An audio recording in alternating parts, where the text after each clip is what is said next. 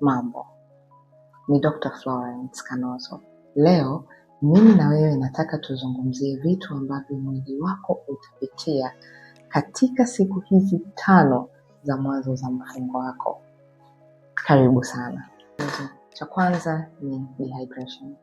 Na dehydration itajionyesha kwenye mwili wako kama kizunguzungu, kichwa kuuma, kuwa na uchovu uliopitiliza, kujisikia kutaka kulala tu, mood kubadilika. Siku hizi 5 za mwanzo, wengi wetu tutakuwa tuna hasira, tutakuwa tuna kisirani, tutakuwa kwa sababu ile njaa tuliyokaa nayo siku nzima inafanya mood yetu ibadilike. Kwa hiyo hiki ni kitu ambacho tukitegemea. Usianze kusema jamani mimi. Mwili wako unapitia mabadiliko fulani, hence unajisikia unavyojisikia.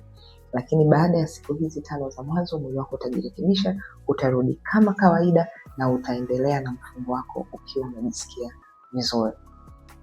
Kitu kingine mwili wako utafanya ni kusikia njaa kali ambayo wewe unaamini hujawahi kusikia njaa kama hiyo duniani. Na katika siku hizi 5 za mwanzo utajikuta unasema yaani leo njaa ya leo ni kali, sijawahi kufunga nikasikia njaa hivi. Acha uongo.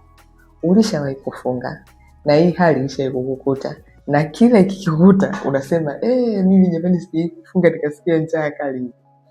Kwa sababu kuna hormone inaproduciwa ndani ya mwili wako. Why? Unapofunga unakuwa hauli chakula. Kwa hiyo mwili wako unakuwa haupati ile energy source ambayo ni rahisi kwake, ambayo ni ipi? Chakula. Kipi? Wanga. Kwa hiyo mwili wako unachofanya, unaamini kwamba wewe hujui kwamba unasikia njaa. Kwa hiyo inaambia ubongo, ambia ile kitu izalishwe. Ile kitu inazalishwa, wewe huko unasikia njaa. Na nikusii sana, every time ukisikia njaa, kumbuka hiyo ndo sadaka yako, kumbuka huo ndo mfungo wako. Tia nia yako, endelea na mfungo wako. Your body itajiadjust baada ya siku kadhaa. Jipe tu siku hizi 5 za mwanzo. Kitu kingine ambacho kitatokea ni kwamba utaona unaanza kwenda haja kubwa mara nyingi. Lakini pia hiyo haja kubwa hiyo itakuwa laini, almost kama vile unaendesha. Hapana, uendeshe. Huo ni mwili unajisafisha. Na nikisema mwili unajisafisha na maanisha hivi.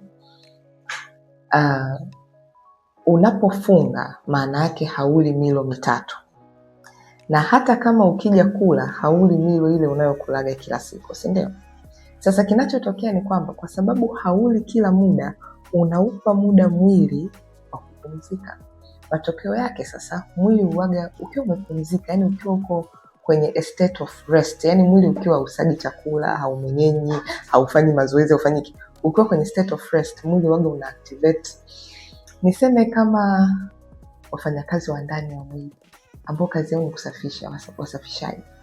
Kwa hiyo wale wakiwa activated sasa, wanaenda moja kwa moja kwenye utumbo mkubwa, njia utumbo mkubwa. Kule wanaenda kusafisha vile vyakula vyote ambavyo vilikuwa vijatoka. Ndio maana utajiona unaenda haja kubwa, na nature ya ile haja kubwa itakuwa imebadilika, so itakuwa ni laini sana, almost kama unaendesha. Baada ya siku kadhaa mwili wako utajiadjust, utaendelea kupata haja kubwa kama kawaida.